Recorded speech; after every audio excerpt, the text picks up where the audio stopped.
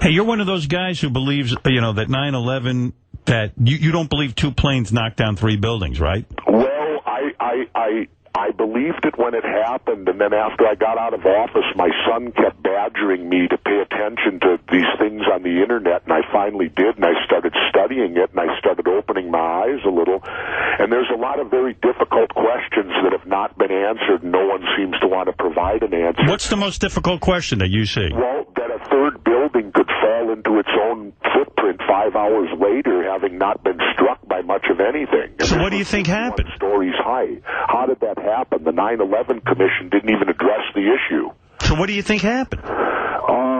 I hate to fear what could have happened, that possibly we did it to ourselves.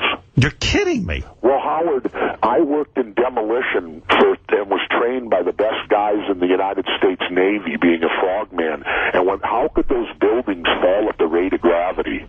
Well, let me ask you something. It seems to me, I don't know much about this, but when jets go right into a building, couldn't there be so much trauma to the area that things can fall? Yeah. No, because if you study how they built the buildings, those buildings were made to withstand a 707, which is that old plane with the 4 engines on the wing. Right.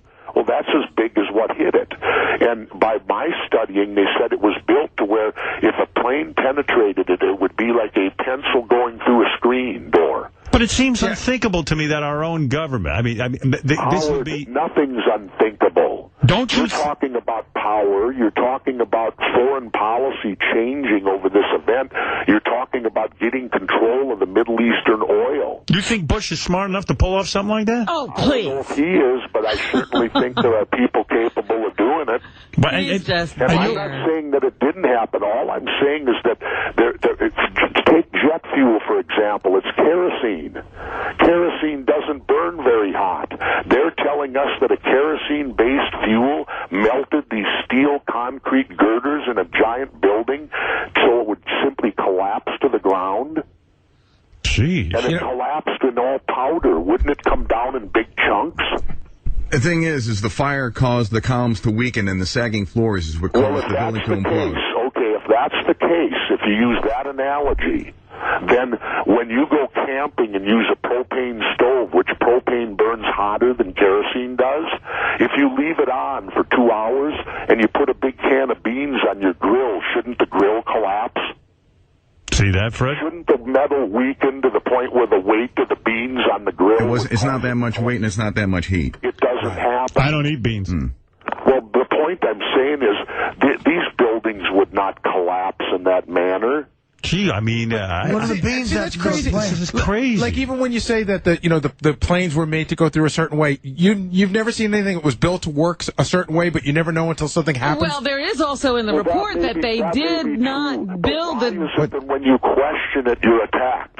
Yeah, but they didn't build the buildings to code. They scrimped and they didn't do everything they were supposed to do. Look at the history of the buildings. These 2 buildings were white elephants.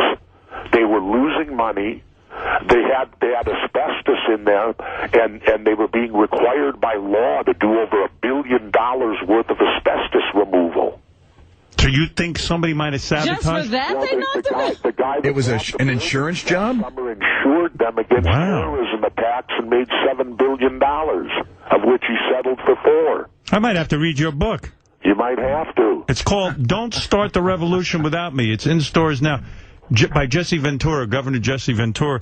And you even believe, you're one of those guys, you don't even believe that Lee Harvey Oswald acted alone in the Kennedy assassination. No, I do not, because I've studied it for over 20 years. I've gone to Dealey Plaza. When I was wrestling, I flew a lot on planes, and I would read about it. And anyone that reads or studies the Kennedy assassination comes to a clear conclusion that there was not a lone gunman that did that operation. On that note, I think I got to get going because I got to stay on schedule.